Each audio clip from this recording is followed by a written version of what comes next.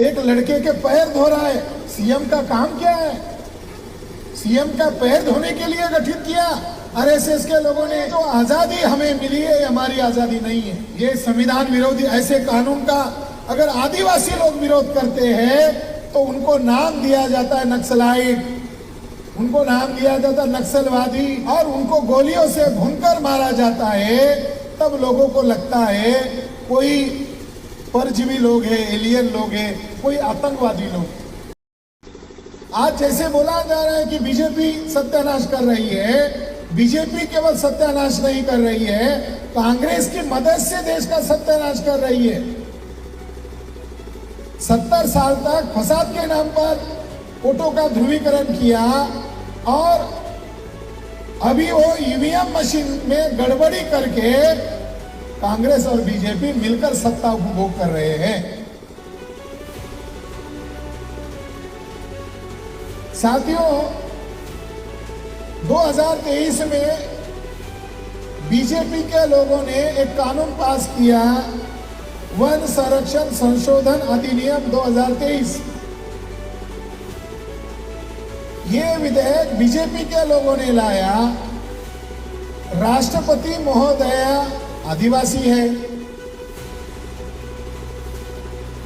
यानी कांग्रेस की सत्ता रहती है तब राष्ट्रपति नाम मात्र होता है, केवल मात्र मुखर्जी को छोड़ दिया जाए तो। प्रणब मुखर्जी जो राष्ट्रपति बना था वो तो एनिमी है लोकतंत्र का। मगर कांग्रेस का राष्ट्रपति बनता है, बीजेपी का कार्यकाल में राष्ट्रपति बनते हैं तो उनका नाम मात्र इस्तेमाल होता है, नाम मात्र। राष्ट्रपति आदिवासी महोदय आए, 2023 में जो अधिनियम पास किया, उस अधिनियम का विरोध करने का काम विपक्ष के लोगों का काम था कि आदिवासियों के खिलाफ है। मगर कांग्रेस ने इस विधेयक का पार्लियामेंट में बिल्कुल विरोध नहीं किया। कांग्रेस ने तो विरोध नहीं किया, मगर जो कांग्रेस के अंदर जो शेड्यूल कास्ट के रिजर्व सीट से चुनकर आने वाले नेता है, बीजेपी के अंदर जो रिजर्व सीट से चुनकर आने वाले नेता है, एससी एसटी के 131 सांसद है, उन 131 सांसदों ने भी इस अधिनियम का, इस विधेयक का विरोध नहीं किया। इस कानून में क्या लिखा हुआ है? इस कानून में स्पष्टता ये लिखा हुआ है, ये नया संशोधन बिल है, 1980 का जो विधेयक है, 1980 का जो कानून है, उसका ये अमेंडमेंट है, इसका ये नया सुधार है। भारत के संविधान के तहत आदिवासी लोगों के लिए विशेष प्रावधान है, 5वीं अनुसूची और 6ठी अनुसूची। उनके जल, जंगल, जमीन पर कोई भी लोग कब्जा नहीं कर सकता, भारत सरकार भी नाजायज कब्जा नहीं कर सकता, ऐसा भारत का संविधान का कहना है।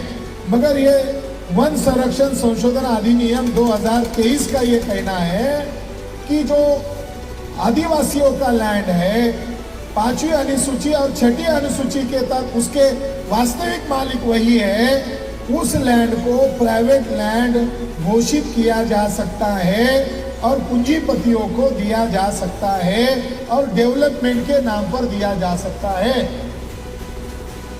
ये खुला खुला संविधान द्रोह है।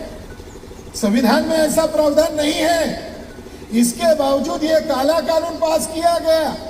इसके लिए केवल मात्र बीजेपी के लोग जिम्मेदार नहीं है, इसके लिए विपक्ष कहने वाले कांग्रेस के ब्राह्मण भी जिम्मेदार है।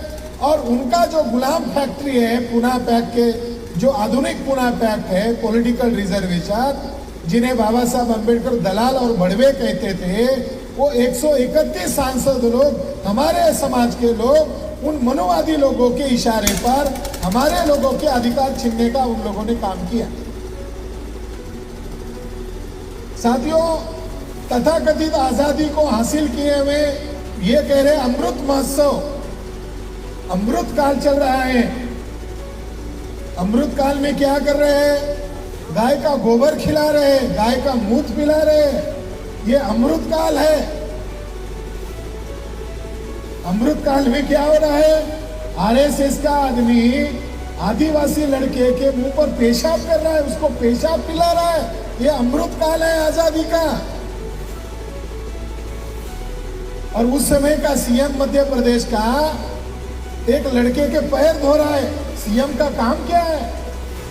सीएम का पैर धोने के लिए गठित किया आरएसएस के लोगों ने। जो वास्तविक गुनहगार है उसको सजा देना, ये सीएम का काम है। मगर सीएम क्या कर रहा है? पैर धो रहा है। तो ये जो आजादी हमें मिली है, ये हमारी आजादी नहीं है। अभी छत्तीसगढ़ में देखिए, हसदेव जंगल उजाड़ा जा रहा है। आदिवासी लोग रो रहे हैं, पेड़ों को बचाने के लिए अपनी जान तक दे रहे हैं, मगर वहां जो जंगल है उसको उजाड़ा जा रहा है। आदिवासियों को अभी भी ये समझ में नहीं आ रहा है कि आदिवासियों को विस्थापित क्यों किया जा रहा है, जंगलों से खदेड़ा क्यों जा रहा है, क्या वजह है? क्या वो वास्तविक गुनहगार हैं? अगर वो विरोध करते हैं अपने जंगल को बचाने के लिए, सरकार का ये संविधान विरोधी ऐसे कानून का अगर आदिवासी लोग विरोध करते हैं तो उनको नाम दिया जाता है नक्सलाइट, उनको नाम दिया जाता है नक्सलवादी, और उनको गोलियों से भूनकर मारा जाता है। तब लोगों को लगता है कोई परजीवी लोग हैं, एलियन लोग हैं, कोई आतंकवादी लोग।